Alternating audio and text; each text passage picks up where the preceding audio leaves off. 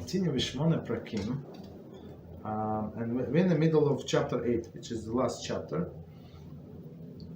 and we spent already a few classes on it. So the last idea that we discussed, right, it was that the person is responsible for his actions.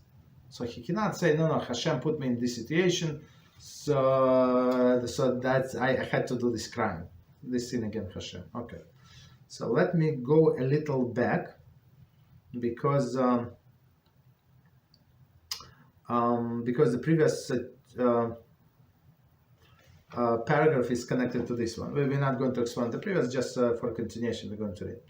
So person cannot say that whatever happened to him was decreed. I mean, the sin, whatever sin he did, was decreed in Shamayim, right? And I had to commit this sin. So of course, Rambam said this is not true. Instead, the totality of person's conduct is given over to him and depend on his choice in a sphere, in this sphere.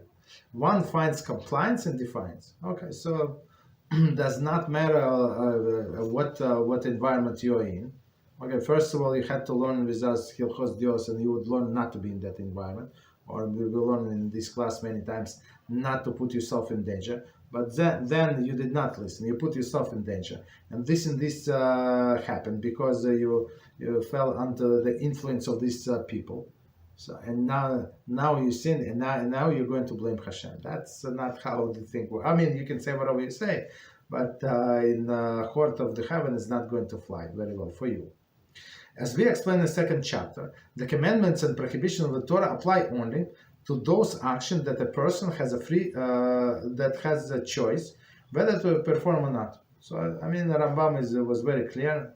We're just doing highlights. We're not going to learn inside because we did last time, right? So only the things that the person has a free choice to do, so Hashem is going to punish him or reward him. So if somebody has some kind of deficiencies, for example, physical deficiencies, so nobody expects him to be like a runner or something. I mean, to do some mitzvot. Like if a person does not have a hands, like nobody is going to hold him responsible that he did not put on tefillin, basically, like something like that. Or he did not have a brain. So Hashem, to some people, he gives a very limited brain, even though it is possible to develop, but up to some extent. Right, but still, just because a person that did not have a brain does not mean that he cannot be something useful for Klal Yisrael.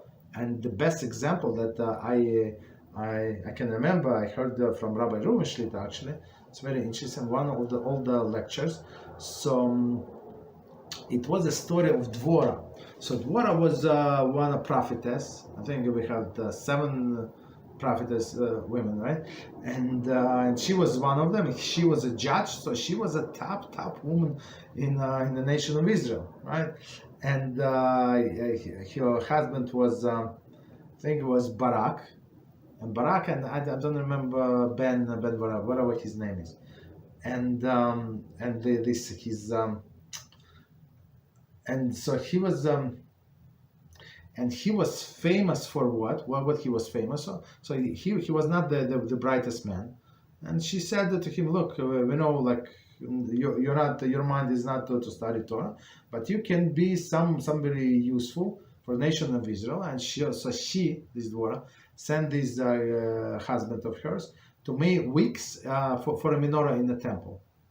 Okay, for this, I guess you just need skills, you need training, but no big brain is necessary. But he was so diligent, so he made the best wicks.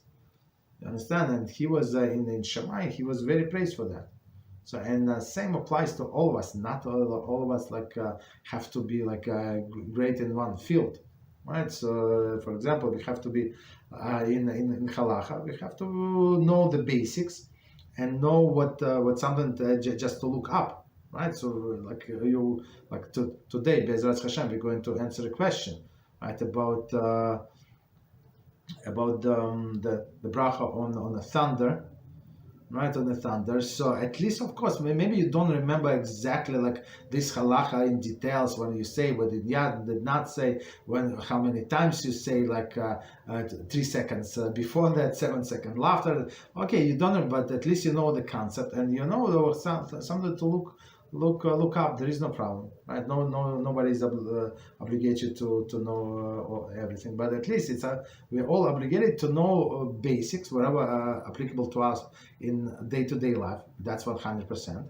And plus all of the other things that happen from time to time, and at least you're aware of them, and you know there is a possible issue, or maybe there is no issue, right? As we said in few days ago, it was a very good question. If you're allowed to remove the skin from the salmon, so okay, so there is an issue with borer, so for sure with a sorting separating, but we had to look into the inside of the issue. That's a perfect example, right? So continue. Right, that these elements of the soul should be God-fearing. So okay, so Rambam said there is no excuses. Whatever you are, if you put yourself in a bad situation, that's your choice. You're going to be held responsible, right, for your choices. So Hashem still expects you to choose the proper choices, right? Why? Because you had the obligation to learn Torah.